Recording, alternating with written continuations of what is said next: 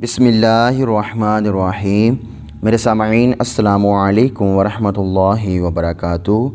मैं अल्हम्दुलिल्लाह अल्लाह के फ़ज़ल और करम के साथ आज की नई वीडियो लेकर हाज़िर हुआ हूँ।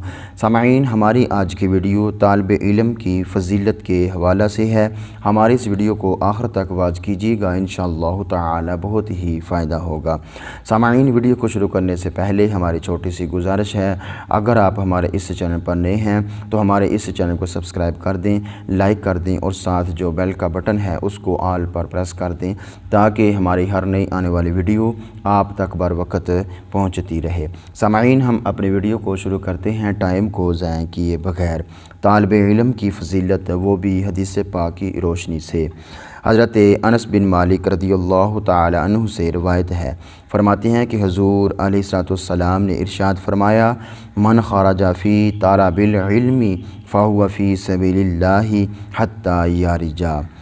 हदीस का नंबर 2647, किताब का नाम तिरमिज़ी शरीफ है। जो शख्स इल्म की तलब के लिए घर से निकला जब तक वापस ना आए अल्लाह की राह में है।